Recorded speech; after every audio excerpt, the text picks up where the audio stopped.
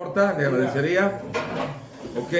Bueno, vamos a dar una clase especial, que no tiene nada que ver con los temas que hablamos, sobre la revolución de la fe que empezó con Abraham. Ok. ¿Cómo Abraham llegó a esas conclusiones que llegó?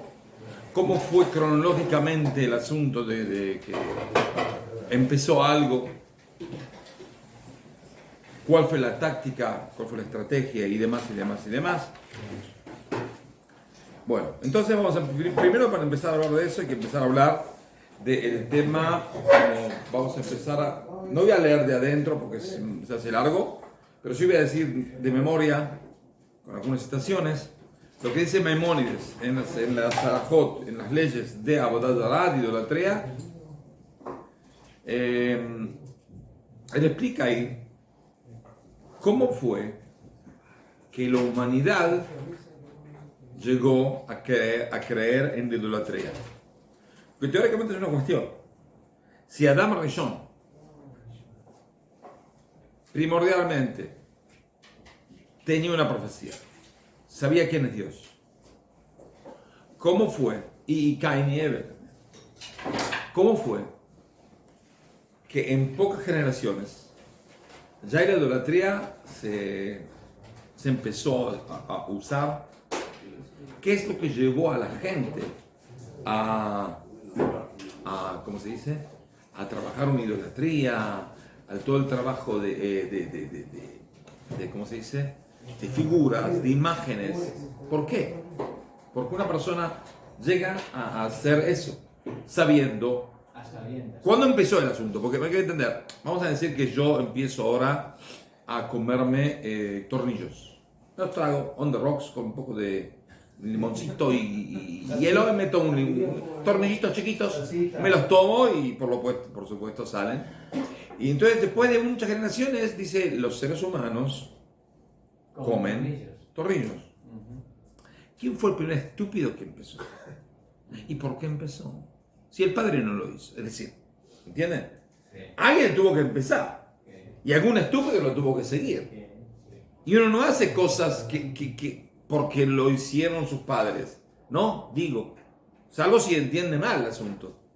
Entonces dice Rambam que esto es lo que pasó, de que los seres humanos, todos los seres humanos, especialmente en esa época y también en esta época, de cierta manera entienden de que Dios se revela a través de sus criaturas, a través de las cosas que Él creó, a través de la naturaleza. La naturaleza es parte de la creación divina.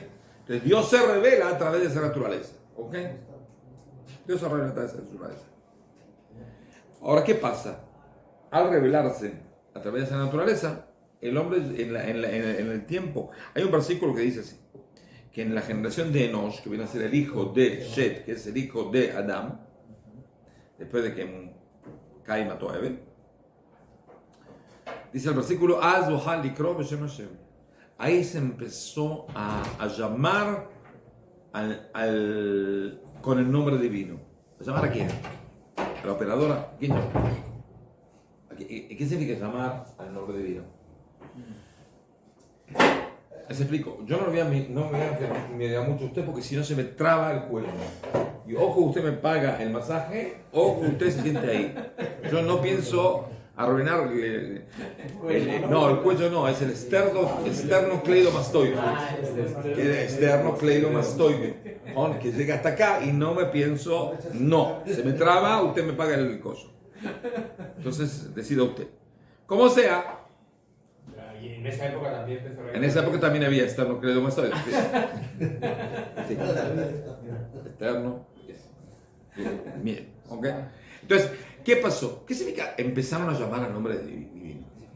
¿Qué significa esto? No, ¿orar qué? Pero, ¿cómo es el asunto? Entonces, no, dicen estos llaves, se empezó a decir el nombre divino a cosas naturales. Es decir, en la generación de Enosh, gente que viene de esa generación, dijo así, llegó a una conclusión que es lógica. Dijeron así, si Dios creó la naturaleza, y vía esa naturaleza maneja el mundo, Entonces, Dios es el rey. En la naturaleza viene a ser el ministro o el rey chiquito, el sol, la luna, el río, el mar, los animales. Entonces, vamos a decir que llega Mahón Meir. Saben que en Israel es uno de los países más,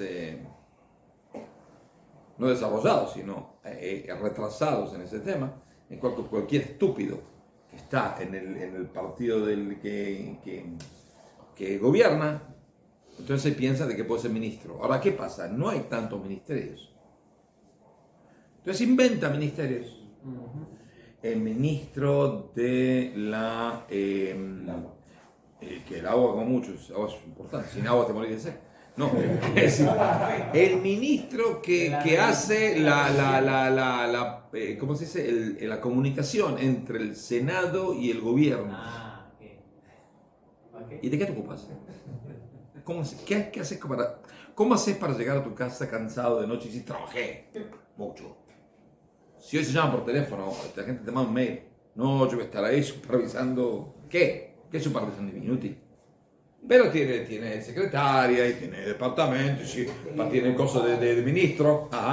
Y tiene un subministro. Subministro, por supuesto. Y no, como es el país Israel es tan grande como Estados Unidos. Estados Unidos está el departamento de, por ejemplo, de New York, la costa oriental, y está el departamento de Los Ángeles, la costa occidental y California, porque andás a ver. Acá también. Tiene el tipo una sede en Jerusalén y otra sede en el fin del mundo, en Tel Aviv. Son como 32 minutos de viaje. Sí. ¿Entiendes? Es una cosa fantástica. No puede ser, no puede. Una persona no puede ser. Tiene secretaria también ahí. No, bueno, ¿qué vale? Entonces, ¿qué pasa? En esa generación, la gente empezó a decir, bueno, entonces el sol también es importante.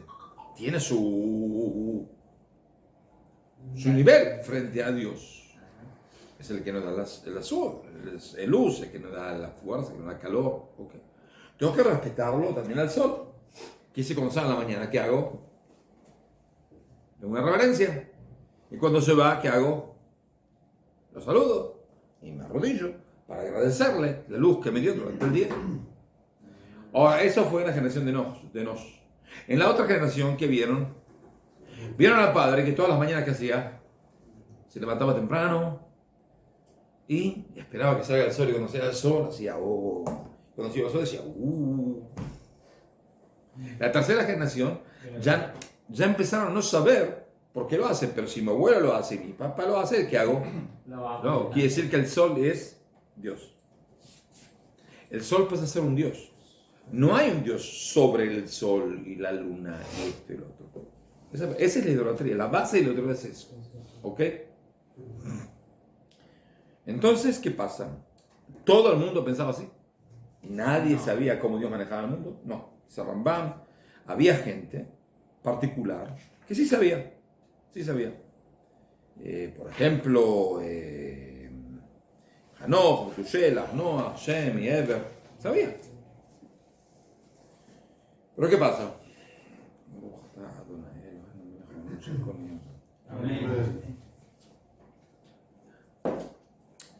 Nació un tal Abraham, hijo de Terach, 10ª generación de Noah. Y él, cuando era chico ya, empezó a preguntar preguntas. Ustedes, la mayoría no están casados, cuando tienen hijos, siempre hay alguno que pincha. Alguno que le gusta preguntar preguntas, así que no termina más. ¿No? Entonces él empezó a preguntar preguntas y dijo, para un segundo. No, primero empezó a pensar. Es decir, cuando una persona hace algo, hace por lo general lo que se acostumbra a hacer. ¿Qué gente que acostumbra a hacer? Hacer lo que hacen todos. Él dijo, no, hay que entenderlo este asunto. Yo quiero entender. ¿Cómo puede ser que el mundo dé vuelta solo? ¿Cómo puede ser que no importa si el sol va de vuelta a la tierra de vuelta al sol, alguno da vuelta? ¿Cómo puede ser que sea tan exacto? ¿Cómo puede ser que se vea? ¿Cómo puede ser que el mundo se mueva? ¿Cómo puede ser que la energía va cambiando? ¿Ok? Y va haciendo cosas. Entonces alguien lo tiene que mover. ¿Se preguntaron alguna vez la pregunta tan estúpida? Ustedes saben cuando se te queda el auto acá, tenés que empujarlo. Vale, 5 monos y empiezan a preguntar, y lo empujó en 100 metros hasta que llega a la bajada. ¿Ok? No es tan fácil empujar un auto. ¿Saben lo que es empujar toda la tierra? Es un poco difícil. Una vez se preguntaron qué es lo que produce, por qué la Tierra da vueltas en vez de quedarse, porque teóricamente hay una regla de Newton que dice la materia tiene una tendencia de inmovilidad. No se mueve. Este vaso no se va a mover, no se va a caer, salvo si presionan con una fuerza mayor. ¿Ok? Si yo lo hago así, esta mano tiene más fuerza, más empuje que este vaso, es decir, la contención del vaso contra la materia mía es menos que la mano. Por eso se va a caer. Y si se cae, me arruina el teléfono porque el agua... Por eso no lo voy a hacer. Pero es una tendencia. Entonces, ¿cómo puede ser que la Tierra, toda la Tierra, que es un poco más grande que mi auto, si me quedo, entonces, ¿cómo puede ser que la Tierra se mueva? Y demás preguntas. Y nadie le podía preguntar. Es decir, no recibe una pregunta constante y lógica. Entonces él llegó a la conclusión de que estos diositos chiquitos del sol, la luna, todos estos demás, son representaciones, por ahí, no seguro, de un dios. Hay un dios que es uno. Primero. Segundo, que ese dios no tiene forma, no tiene cuerpo, es inmaterial. Y por eso no se puede llegar a presenciar a ese Dios y trabajarlo con algo material, con una estatua. Por eso rompió los ídolos de su padre. Pero esa información él la tenía de sus antepasados. No. Es un razonamiento personal. Es totalmente un pensamiento personal que llegó a una conclusión. ¿Pero por qué? ¿Por qué llegó a la conclusión? Porque empezó a preguntar preguntas que nadie se preguntaba. ¿Ok? Newton, cuando dijo las reglas de Newton, no es que alguno le enseñó, no, vivió una vida muy sufrida, muy limitada, y empezó a preguntar preguntas que no había conclusiones. Entonces él empezó a escribir solo. Entonces Abraham era un poco más inteligente que Newton, de no creer. Newton investigaría sobre Copérnico, sobre... Está bien, él sabía, pero las preguntas que preguntó eran solas. La curiosidad es lo que te lleva a La eso. curiosidad. ¿Por qué Dios entregó la Torá a Moshe? Y no habla... Una de las explicaciones es porque cuando salía a pastorear ahí con el rebaño de su suegro, de repente vio un arbolito que se estaba quemando en la mitad del desierto. Y el arbolito no consume, el fuego no consume el arbolito. Ahora cualquiera de nosotros que pasa por ahí, ¿qué es lo que dice? Tengo que empezar a tomar agua porque ya se me secó el cerebro y ya empiezo a ver cualquier estupidez. Este calor que hace acá, se meten en el agua, tengo que volver a casa para un poco un agua con hielo, una Coca-Cola, diet o no diet, no importa, pero no, algo tengo que... Ya empecé a ver estupideces. Es que Moshe... ¿Qué es lo que hizo Moshe? Explica, en la Torah explica. Dijo Moshe, Asura ver, voy a ver y voy a acercarme y voy a ver. ¿Cómo puede ser que el fuego no consume el arbolito? Se interesó. Al interesarse dijo Dios a este le quiero dar la Torah. Uno que se interesa, uno que no dice, bueno, yo recibo lo que es así, así es. El fuego no consume el arbolito. No, para. El fuego tiene que consumir el arbolito. Si no consume el arbolito es porque o me enloquecí o no entiendo. ¿No estoy loco? No entiendo. Y quiero entender. La Torah se da al que quiere entender. El que no quiere entender, quiere ser un burro cuadrado, no hay ningún problema. Ustedes sigan la suya. Torah no va a recibir. Únicamente el que tiene curiosidad, el que dice, yo no me conformo con lo que veo. No me conformo con lo que me diga. Quiero preguntar, quiero entender. ¿Entendido? Entonces, a través de sus preguntas comenzó a llegar a conclusiones. Sí, él mismo trabajó la idolatría que trabajaban todos. Decía Rambam, él estaba en Ur-Kasdim, dentro de un ámbito de idólatras estúpidos. Y él mismo trabajaba con ellos. Y en su ¿Okay? casa. Y él me dijo, ¿quién? Sí. Y hasta que al final dijo, no, yo no sigo acá. Entonces en ese momento, ¿qué hizo? Tenía 40 años. A los 40 años decidió, acá no, hay un Dios. Y en ese preciso momento, que él entendió, ahí rompió los ídolos de su padre, y ahí salió a expandir el nombre divino. ¿Ok? Ahora, ¿qué es lo que dice? Empezó a leer, empezó a decir al mundo, como dice el versículo en el libro de Bereshit, capítulo 21, versículo 33, Vaikra Shem Beshem Adonai el Olam. Él llamó, habló del nombre divino que es el Olam. ¿Qué es la traducción literal de el Olam? ¿El Dios del mundo? No.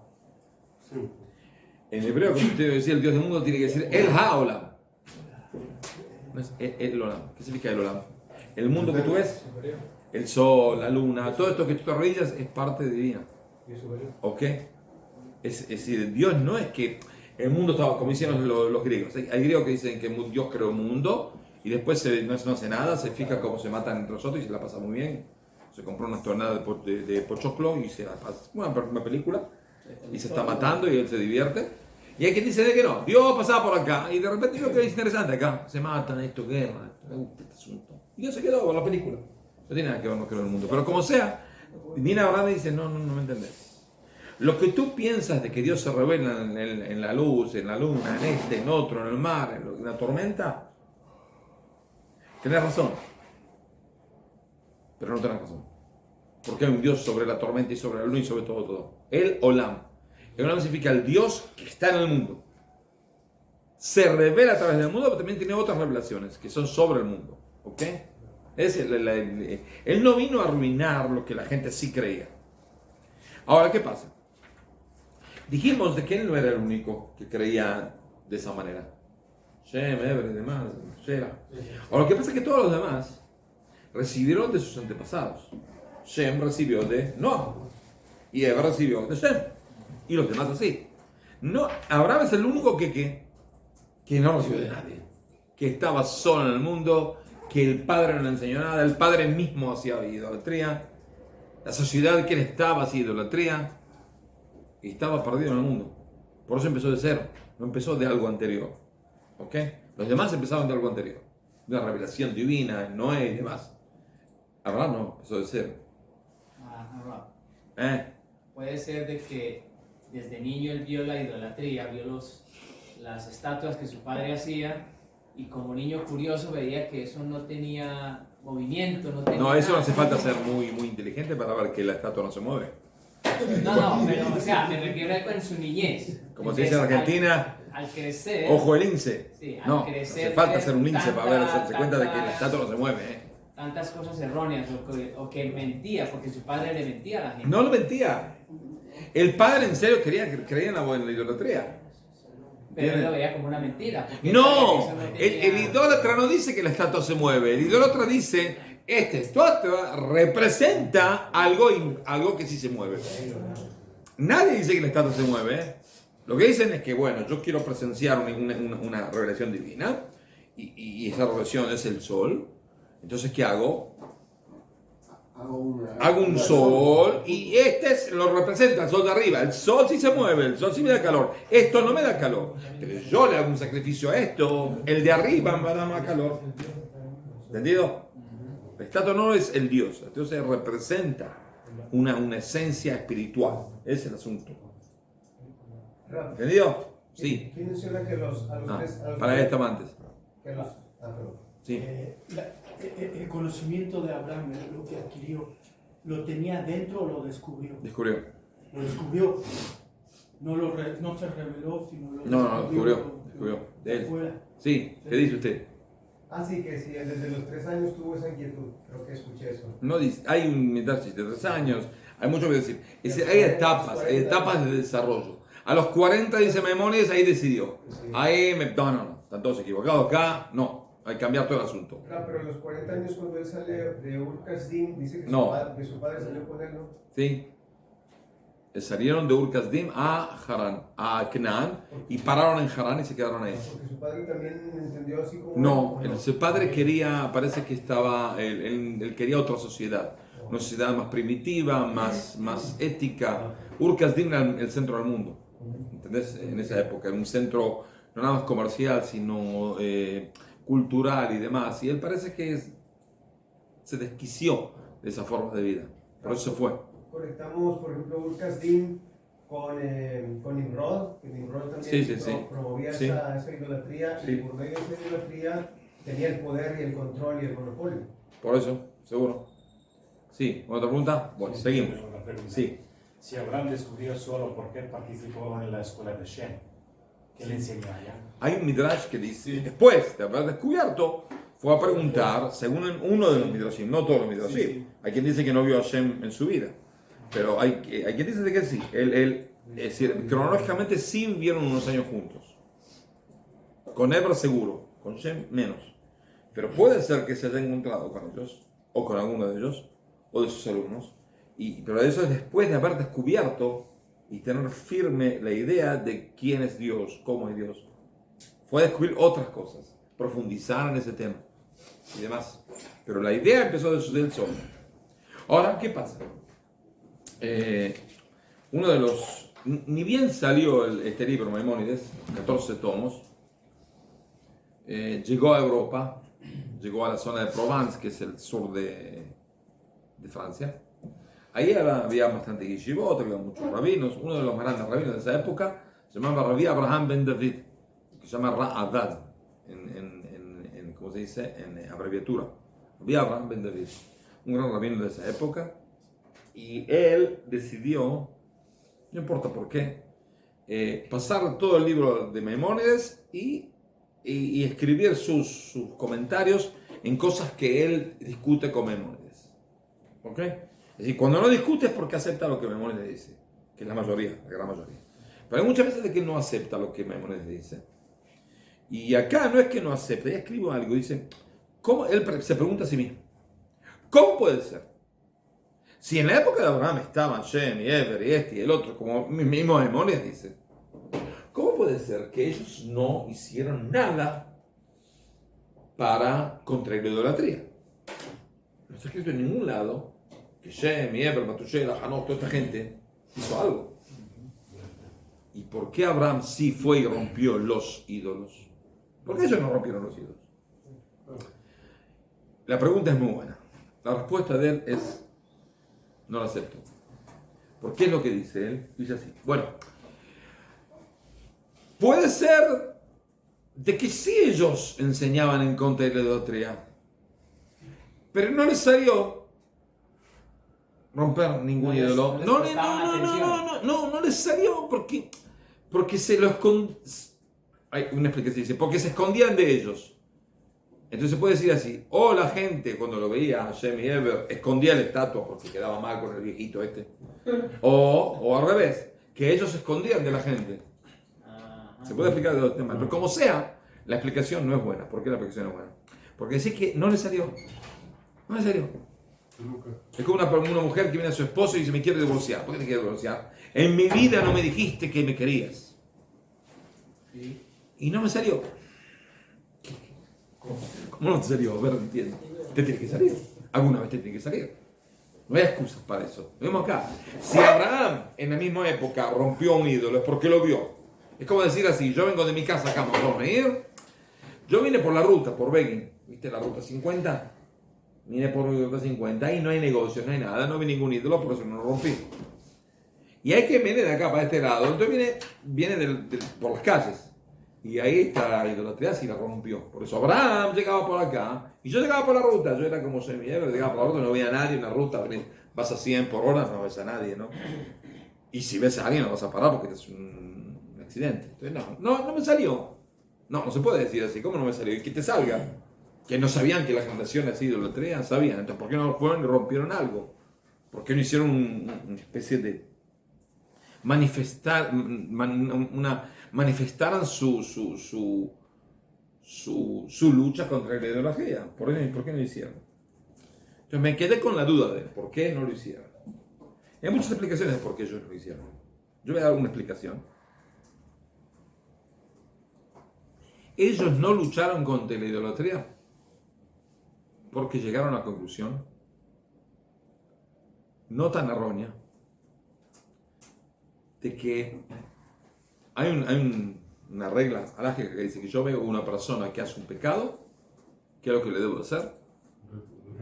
Reprenderlo, decirle, mirá, esto es un pecado, está prohibido hacer. Está escrito en el Talmud, en el Tobat Arajim, en la página 20. Pero el mismo Talmud dice ahí que cuando llego a la conclusión a priori de que no me va a escuchar, no reprenderlo, porque no me va a escuchar. Es otra misbah. Es decir, estoy absento de mi obligación de reprochar a una persona que estoy seguro, que estoy, es decir, pensándolo bien, sé que no va a funcionar. O sé que mi forma de decirlo no lo va a funcionar. Por eso digo, bueno, ¿sabes qué? Tú tienes una forma de decirlo mejor, dilo tú. Tú estamos obligados porque tienes una especie de posibilidad de que te escuchen, yo no. Porque yo me pongo nervioso, porque yo no sé hablar, porque yo esto, porque yo lo otro. Yo soy absento. Si dos personas, uno puede estar absento y otro tiene que estar obligado. Depende cuál es la posibilidad de cada uno. La cualidad. Las cualidades, la forma de hablar. ¿Okay? El estudio también. Estudios, bueno, por supuesto. Entonces, ¿qué pasa? Entonces uno tiene que... Ellos llegaron a la conclusión de que vamos a decir que tengan una condición de poder llegar a hablar con su generación. Vamos a decir. Llegaron a la conclusión de que no va a funcionar. Eso puede ser una explicación de por qué ellos dijeron no, en nosotros no va a funcionar. ¿Y por qué Abraham sí lo hizo? Porque Abraham estuvo 8 generaciones después. Es decir, Abraham estuvo 8 generaciones después de Eber, 9 generaciones después de Shem. Entonces dijo, bueno, Abraham llegó a la conclusión de que ahora sí. Hay cosas que uno no puede hablar, ¿no? Que en cierta edad no puede hablar. Y en al tiempo uno sí puede hablar con la misma persona. La persona maduró. Las generaciones cambiaron. Ahora sí me van a escuchar. Por eso Abraham tenía razón y ellos también tenían razón. Esa es otra explicación. Ellos tenían razón en su generación. Y Abraham tenía razón en su generación. Es otra explicación. A la tercera explicación, y ahí agárrense bien, ¿ok? Si quieren pelear, ningún problema. Yo estoy muy nervioso porque no encontré estacionamiento, entonces el que quiera, me desquito con él. No hay ningún problema. Los espero afuera en el pasillo y ahí cerramos la cuenta. No queremos. ¿Eh? No queremos. Sí, no queremos. Ahora empieza, sí. Esta porque se quiere casar con mi hija.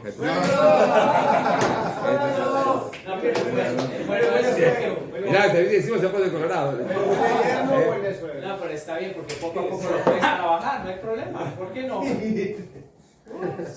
Mira, mi hija no quiere. Mi hija no quiere. No creo que se vaya a casar con un paralítico. ¿Cómo paralítico? Lo que Dios quiera, pero después de que te agarre el pasillo, no sé si va a quedar mucho. Como sea, seguimos. No te preocupes. Dígale, yo también te quiero, dile. También te quiero, en serio. Te quiero ver paralítico. No.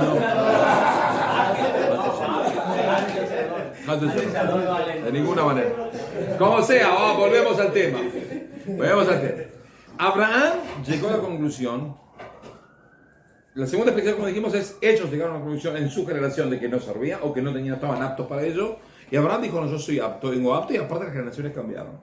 O hizo más esfuerzo, Abraham puso No es ese más empeño. esfuerzo. Estamos hablando de por qué no intentaron ni siquiera. No intentaron.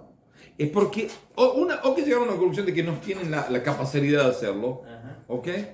O que dicen de que cambió la mentalidad de la gente, entonces por ahí la gente está un poco más madura y por ahí la gente está más abierta para escuchar la fe divina, ¿ok? Esa es la segunda explicación. Tercera explicación, y esa es la un poco más difícil de explicar, pero es fácil, hay que entenderla. ¿Qué es preferir? ¿Un ateo, pero ateo terrible, que no cree en nada, o un idólatra? Un idólatra. Ellos dijeron así: la gente es idólatra. ¿Qué hago? ¿Los reprocho? No. La posibilidad de que me escuchen es muy ínfima, pero vamos a decir que conviene. Pero el problema está de que no tengo que explicarle quién es Dios. No sé ni cómo explicarlo. Entonces vamos a decir que lo saco del idolatría. Lo saco, digo, es una estupidez, ¿cómo te atreves? Estatuas, esto, lo otro. ¿Y qué queda después de mi charla? Un ateo. Dijeron, ¿sabes qué? De cierta manera el idólatra es mejor que el ateo. ¿En qué el idólatra es mejor que el ateo? ¿Eh? Por lo menos tiene algo sobre la cabeza. Es decir, él sabe de que el mundo no es una explotación de mi fuerza. Hago lo que quiero cuando quiero. No. Tengo miedo. ¿A quién? A este tótem, al sol, a la luna, al otro. Que me parta un rayo en la mitad. Entonces me voy a comportar un poco mejor. ¿Por qué? Porque no quiero morirme ahogado por el río. ¿Ok? Yo voy al río, todos los días saco agua y está el cocodrilo del Nilo. No es una cosita. 7 metros y medio. Me traga a mi esposa y a mi hijo, todos en fila, todos juntos. Me tengo que cuidar. Entonces, ¿qué hago? Tengo miedo. ¿Qué hago? Me cuido. Soy un poco más persona, un poco más. Trato de comportarme de manera ética. Porque tengo miedo. Y sé que Dios me va a castigar con el cocodrilo. O con alguna otra porquería. Una serpiente, una boa, no sé qué. Tengo miedo. Y eso por lo menos me provoca un comportamiento más con más restricciones y mejor para la sociedad que si no creo en nada. Porque no creo en nada. ¿En qué creo? En mí mismo. Quiere decir que hago lo que... Yo soy el centro. Yo soy el centro, nada más yo hago lo que quiero. Nadie me va a decir qué hacer, cómo hacer. Lo que puedo, robo. Lo que puedo, asesino. Hago lo que quiero. Entonces dijeron, yo me verté. La sociedad está totalmente podrida, ¿no? Venimos del diluvio, se pudrió todo. Ok. Les digo que no hay idolatría. ¿Y qué van a hacer la gente? Se va a desmandar. ¿Se va a desmandar de vuelta? Que crean en algo. Así es. Que tengan un temor a algo, ¿cómo se dice? Eterno, a algo sobrenatural, a algo espiritual, a algo. Que crean en algo. Porque si una sociedad, si no tiene una especie de creencia, algo que la sostenga, Los valores se van a los valores se van. Se disilúen. Se disilúen en qué? En mis ganas de tener, en mis ganas de poder, en mis ganas de satisfacciones, de placeres. Todo está permitido. Nadie me puede obligar a nada. ¿Quién sos? Nadie. Eso es lo que No. pasa con la sociedad. Okay. En general. Eso es lo que pasa con la Eso es de la sociedad en general. Por eso dijeron, ¿sabes qué? Si tuviera una oportunidad de cambiarlo del todo y hacer una revolución como lo que hizo Abraham, bueno, pero no tener esa posibilidad, o el mundo lo va a escuchar. Entonces, ¿sabes qué? En la elección entre dejarlos ser idólatras o hacerlos herejes, idólatras. Tengo algo para hablar. Tengo una especie de base en común. Creer en algo, hay que cambiar el asunto. Va a llegar un tiempo en el cual van a entender que el ídolo no ayuda para nada. Pero por lo menos no empiezo de cero. ¿Me entienden? No empiezo de cero. Pero bueno, de todas maneras es difícil de entender que la gente sobrepasada por todo lo que tiene a su alrededor, es difícil que no crean en algo. Porque si tiene la capacidad de creer, o sea, La capacidad de creer es una capacidad que es adquirida, no es inherente del hombre. pero el ateísmo es algo nuevo. No, el ateísmo no es algo nuevo, el ateísmo no. Es algo nuevo, sí, socialmente seguro que es algo nuevo, pero porque ese es el asunto. En esa época, ellos tenían miedo de que sean ateos. Hay que tener temor de un ser ateo. Una persona que no cree en Dios, yo le tengo miedo. En serio, le tengo miedo. ¿Por qué? Porque él no tiene nada que le pueda llegar a limitar. Entonces es un tipo que es un asesino en potencia, un violador en potencia, un ladrón en potencia, cualquier cosa en potencia. El egoísmo absoluto. ¿Me? El egoísmo absoluto. ¿Seguro? Si le doy la oportunidad, me mata. Pero el ídolo también le puede permitir. Eso en esa época. En esa época. No existía de manera organizada, pero una persona particular, vamos a decir que yo y mi Ever encuentran al vecinito, al vecino, que va a hacer un sacrificio y digo, mira, ¿cómo hace sacrificio? Estupidez, que esto, el otro, que esto, el otro. Y convencen al vecino, pero no saben ni cómo explicarle cómo Dios funciona. ¿Y quién es Dios? ¿Qué queda ese vecino? Una secta. No. No, ¿qué queda de él? Nada. Nada, es un idólatra, no es un idólatra, porque se salió de la idolatría y no cree en Dios. ¿Por qué? Porque nadie le explicó. Pero no hay registros de ateísmo. ¿Eh? En la antigüedad no hay registros de ateísmo. Todo el mundo creía en algo. Pero- Inventaba cosas. Idolatría. Pero todo el mundo creía en algo. Tuvo Todos que creían. inventar. También no digo que no inventen algo. Está la primera, hay que entender, estamos hablando no hace 2500 años, cuando surgieron la filosofía griega y Zaratustra en Persia y Buda en Nepal, India. Y todos sufrieron en la misma época. No, pero eran ¿Te hiciste pensaste alguna vez por qué todas esas religiones surgieron en el año 500 antes de la era? ¿Por qué? Porque era la época. ¿Qué época? ¿Qué pasó en el año 1520, 510? Antes de la era. Murió el último profeta, Malají. Al no haber profecía, ya quiere decir que la influencia de Israel no va a pasar vía la profecía. Y en ese momento Dios hizo surgir a gente que pensó sola, que cuentan un cuento, una revelación para poder llegar a fundar una religión. En esa época, todos juntos, la filosofía griega, Zaratustra, Buda, todos salieron en esa época, en esos 50 años. 50 años después de la muerte del último profeta de Israel. Entonces, Ok. se puede decir que Hashem permitió que eso sucediera para que el mundo no llegara a... Sí, porque si no estuvieran ellos, seguía la idolatría primaria, que es sacrificios humanos, Ujú. ¿ok? Y demás barrabasadas que había antes, que eran terribles. En serio eran terribles. ¿Ok? No, los aztecas quedaron hasta que llegaron los españoles. No, pero los ídolos también les pueden decir que hacer cosas malas es bueno, que matar a cierto grupo es malo, que las violaciones... cosas así. ¿Y qué? Pero bueno, contradice, Es malo cuando yo no lo hago. Claro. Pero había limitaciones. Cuando yo lo hago, bueno, está permitido. ¿Ok? ¿Entendido? Entonces el asunto, sí. Nimrod también era un ateo. ¿Quién? Nimrod, el rey de esa época, porque él quería hacer la torre de Babel y quería subir que todos hubieran se sentaran al lado de Dios según él. Él creía en Dios. Lo que pasa es que quería dominar la presencia de Dios en este mundo. Yo soy el responsable de la presencia de Dios, únicamente yo. ¿Ok? Pero, Sí. ¿dónde estaba Dios, Hashem, en los primeros, por lo menos, en las primeras generaciones hasta Noah? ¿Por qué no lo habla directamente Hashem a la gente? ¿Por qué deja que interprete, que está absente? ¿Quién dijo que Dios no se presentó a las primeras generaciones? Si se presentó por donde La Torah escribe únicamente las cosas que tienen que ver con nuestra presencia y nuestro legado.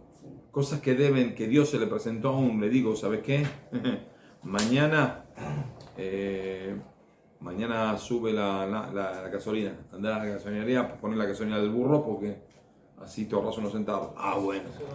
No sé, Dios se reveló a mucha gente o a poca gente. ¿A quién se le reveló? No está escrito porque no tiene nada que ver con nosotros. ¿Ok? ¿Sobre qué discutimos? Porque ahí estamos hablando y ponemos... Pero no entiende nada de eso. Una persona sabe que su antepasado tuvo una presencia divina con Dios, una relación con Dios. Sabe que Dios existe y que no es de idolatría. Él empezó la idolatría con ese cambio, como expliqué al principio. ¿Entendido? Y esa es la revolución de Abraham. Ahora, cuando Abraham salió, ¿quién era Abraham? Es decir, si Abraham pensaba solo, que todas las familias de la tierra van a ser bendecidas por él, a través de él. Bueno, ¿él creía en eso? Sí. Pero es increíble cómo creía en eso, porque si a mí Dios me dice, estoy solo en el mundo, y me dice, ¿sabes qué? Anda a fin del mundo, y toda la humanidad te va a escuchar, y no es como ahora que yo pongo un post en el Facebook y vos te lo mandas a este, y te mandas a otro, y llega en serio a la mitad del mundo. No hay cómo llegar. No hay cómo llegar, ¿ok? No hay cómo llegar.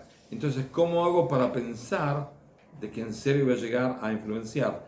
Y hoy en día la mitad de la humanidad del mundo, o más, de cierta manera, recibieron una herencia espiritual de Abraham, vía cristianismo, vía islam, y demás. Es decir, no hace falta ser Es decir, seguro, por supuesto, que una persona que es descendiente de Abraham, como nosotros, por ejemplo, tiene una especie de ganancia sobre, pero toda la humanidad, en general, todos los seres humanos, fueron influenciados por la visión de Abraham. No hay nada que hacer.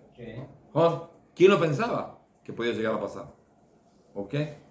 Y la otra mitad que todavía no, va a ser. Va a ser. Y hoy es mucho más rápido. ¿Cuánto tiempo ustedes se piensan que me va a llegar a mí? ¿Cuántos millones de hindúes hay? 1.300 millones. ¿Ok? En India. En India. Son más que China. La mayor Son más que China. Sí. Sí, ahora ya son más. Sí. Ahora, vamos a decir, los hindúes son buena gente, en serio. Partes son... primero, los hindúes son 4 castas, ¿no? La casta más elevada, los brahmanim, salieron del mismo lugar que salió ahí Abraham. Y los iraníes, y los alemanes, y nosotros. El Mitani. Primero. Segundo, llaman brahmanim. Brahmanim tienen que ver con Abraham. Segundo. Tercero, Abraham mismo tuvo otra esposa y tuvo hijos, ¿no? Y después, al final de sus días, ¿qué es lo que dice? Que Dios, Abraham mandó a sus demás hijos, los mandó a otros lados al este, le dio regalos. ¿Qué significa regalos? Cosas espirituales, no, cosas espirituales para que tengan una especie de conexión con Dios. ¿Ok? Si ustedes se fijan en la meditación hindú, no en meditación budista, meditación hindú, ¿cuál es la palabra que ellos dicen? Om. Ok. Uno en la Kabbalah, dicen que hay un nombre que se llama nombre de 72 palabras, 72 letras. Y hay una especie de conexión, son 3 versículos, es un poco complicado para explicar, pero no importa. Hay una de los nombres divinos que es Om, que a través de ese nombre él se eleva espiritualmente. Om. Sí. Y demás. Hay muchísimas cosas que tienen que ver. Pero como sea, vamos a decir que yo me pongo en campaña, ¿ok? Y uso las redes sociales, y internet, y esto, y inteligencia artificial, y demás. Y empiezo a hablar en hindú, con gente que habla hindú, sobre Dios. Y vamos a decir que le demuestro que soy profeta. ¿Ok? ¿En cuánto tiempo yo doy vuelta a todos los hindúes? Puede ser en un día. Puede ser un máximo mes. Puede ser un día. Tranquilo, un mes. Me siento con los mayores sabios de la Torah hindú, les doy vuelta, los gano por nocaut, el primer round con paliza. No yo, una persona más desarrollada que yo. Y le demuestra que un profeta, demuestra que es un profeta, que fue mandado por Dios. En ese momento se empieza a quedar todo lo que construyeron, quedar para bien, no quedar mal. Es decir, se empieza a fortalecer el vínculo directo de ellos con Dios, vía Israel. Y eso es lo que nosotros intentamos hacer con el Instituto Brit Olam. Nosotros hacemos los 7 preceptos de Noé para fomentar la idea divina en todos los pueblos, en todos los idiomas. El departamento de habla hispana es uno de los departamentos más desarrollados, pero hay un departamento que es más desarrollado. Departamento de India. ¿Por qué? Porque tenemos un tipo que es hindú, que se convirtió. Y él volvió a su lugar a vivir a India y hizo una comunidad de noajidas. ¿Ok? Él habla un dialecto hindú, pero un dialecto que habla más o menos 80 millones de personas. ¿Ok? 80 millones de personas. Y él es el único que habla de Dios en todos los 80 millones de personas, ¿eh? En serio.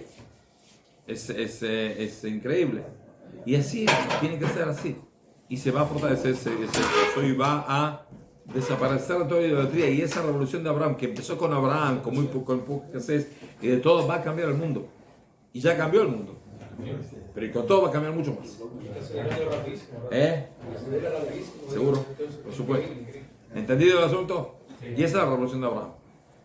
Abraham, es decir, no se quedó, hay que entender, de que Shem y Eber pensaron de que es preferible ser idólatra que ser ateo. Abraham dijo, ¿sabes qué?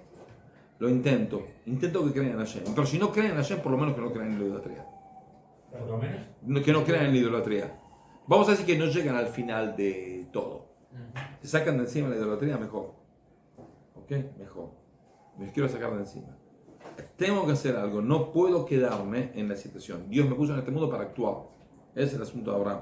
Abraham es el que hizo. Y que hizo cosas prácticas. Es decir, él no hacía una especie de seminario internacional de esto y del otro. No. Él hacía un lugar que se puede comer, no se puede tomar, no se puede bendecir a Dios. Enseñaba aquí, allá. Hacía cosas prácticas. Y la bondad práctica, eso es lo que trajo a la gente a su casa, lo que trajo a la gente a su mensaje. ¿Entendido? ¿Alguna otra pregunta? Sí.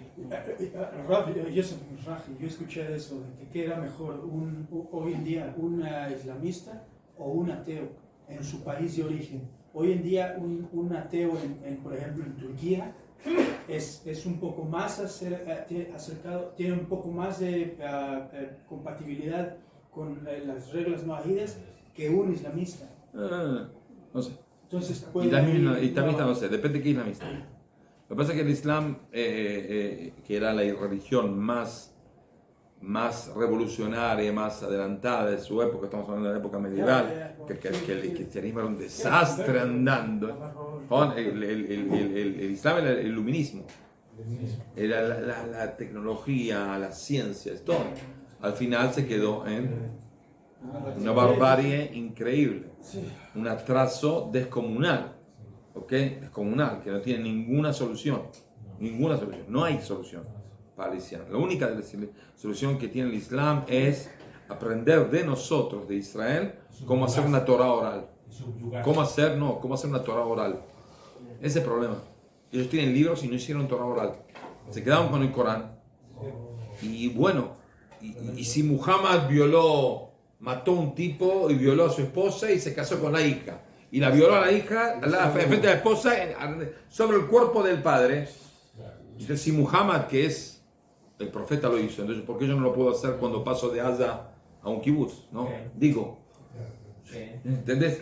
Y por eso está la Torah oral, que la Torah oral es la que interviene entre la Torah escrita y lo que nosotros debemos hacer hoy en día. ¿Ok? El desarrollo. Ellos no pueden desarrollarse porque al no tener Torah oral se quedaron ahí con esos cuentitos que andás a ver que lo cuentan de Muhammad, y bueno, y se quedaron, como si se puede casar una chica de 7 años, como Muhammad se casó con una niña de 7 años, no hay ningún problema. Las barbarias que hacen es por ellos tienen razón. Si Muhammad lo hizo, ¿por qué yo no puedo hacer? Yo tengo que hacer lo que Moshe Rabbeinu hizo, ¿sabes? No. Y Moshe Rabbeinu no era un pederasta, un violador, un asesino, no era nada, Este era todo. ¿No? Entonces se quedaron con todo y sin desarrollo. Pasaron 3.000 años, pasaron 3.500 años, pasó algo. La humanidad cambió, no sé, hay que pensar qué hacemos. Esa es la Torah oral. Y hasta que no desarrollen una Torah oral, van a sucumbir en sí mismos. Porque no hay ninguna solución. A veces la historia del Islam, mejor dicho, aquellos que se permitieron tratar de hacer un cambio en el Islam, que fueron minorías, fueron automáticamente arrasados por la gran mayoría del Islam. Por eso, pero ahora llegaron a una conclusión. Por eso hay nadie que lo va a hacer. Pero últimamente hay una especie de apertura, porque ellos mismos entienden, de que con estos, la gente inteligente de ellos entiende, de que con esta barbarie no se puede seguir. ¿Entienden? Esa barbarie no se puede seguir. Porque no pueden fabricar absolutamente nada. No desarrollan absolutamente nada. Los saudíes, los wahabistas son igual de peligrosos. Lo que pasa es que no les No, pero ellos entendieron de que no pueden seguir así. Varios de ellos pues ya entendieron. Por eso Rav Sharki fue invitado a los Emiratos, los Emiratos Árabes, a charlas. Y el Rav Sharki. No, ahí empezaron a entender de que así no pueden seguir. No. Ahí empezaron a caer. No cambiaron del todo, pero por lo menos entendieron, querían escuchar qué es lo que el judaísmo quiere decirles. ¿Qué es lo que el judaísmo les puede decir? Les puede ayudar. Y el Rav Sharki digo, no vengo a disculparme de nada. Vengo a enseñarles, si ustedes quieren, podemos estar con ustedes para dar las claves de cómo desarrollar una Torah oral. Vale, porque hay una- Sin esa Torah oral, ustedes van a seguir sucumbiendo frente al occidente y frente a cualquier cosa. Les dijo de la cara al ministro de Exteriores de los Emiratos. Porque hay un Islam antes de Muhammad y otro después de Muhammad. Y seguro que yo más o menos alguna vez leí. Sí, hay varios tipos Es de... muy diferente realmente la cuestión a nivel de pensamiento en muchas cuestiones. Antes de Muhammad era mucho más acercado hacia el judaísmo. Había ciertas cuestiones que no eran tan contradictorias. Dentro. Lo que pasó es que Muhammad intentó hasta 5 años después antes de fallecer, de convencer a los judíos que era el profeta. Y había algunos otros judíos que lo aceptaron. La mayoría dijeron, usted es un estúpido, ignorante, no sabe ni leer. ¿No? Y es así. No saben ni leer, no saben leer y escribir. ¿Ok? ¿Saben por qué el Corán en cada capítulo, que está escrito en árabe, hay 3 letras hasta hace 100 años, no ahora? Después descubrieron por qué, pero lo borraron. En todos los manuscritos del Islam, de hace 1000 años y demás, aparecen 3 letras en hebreo. Aleph, Lamed, Mem. Y después empiezan ahora. ¿Qué son esas letras? Muy simple. Muhammad no sabía escribir. La mayoría de los árabes no sabían escribir. Entonces trajeron un judío que sí sabía escribir. Y digo, usted ponga a escribir. No. Póngase a escribir. Bueno. Vino el ángel Gabriel y me dijo esto y el otro. Ahora, el judío sabía que es mentiroso. Está más loco que una cabra este. ¿Y qué hago? Si escribo así, es lo que me dice. Si no llego a escribir, me mata. Entonces, ¿qué hago? Puso 3 letras en hebreo. ¿Qué significa 3 letras en hebreo? Alef Lam Mem. Amarle Muhammad. Me dijo Muhammad. Yo no soy responsable de lo que pasa acá, ¿eh? A mí me mandaron a escribir. No, es todo mentira. ¿Ok? Amarle Muhammad. Cuando se dieron cuenta de eso, hace como 100 años, es decir, estuvieron 1000 y pico de años imprimiendo el Corán con 3 letras en hebreo en cada párrafo. Hasta que un judío le dijo, ¿sabes lo que quiere decir? Que escribió, que era un judío, no le crea una palabra a Muhammad. ¿Ok? Entonces, lo que le borraron. En todos los manuscritos del Islam está. ¿Está eso original algunos por ahí? ¿Tiene acá y ahí? Por supuesto, en la Biblioteca Nacional hay impresiones del Corán y manuscritos del Corán de hace más de 1000 años. Y ahí está escrito Amar Muhammad. Aleph Lam Mem. ¿Entendido? ¿Los cristianos tienen Torah oral? ¿Lo tienen que ser?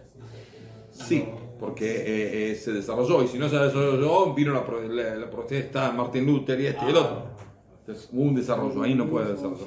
Ok, puede apagar por su esta cosa. Y cuando lo suban a la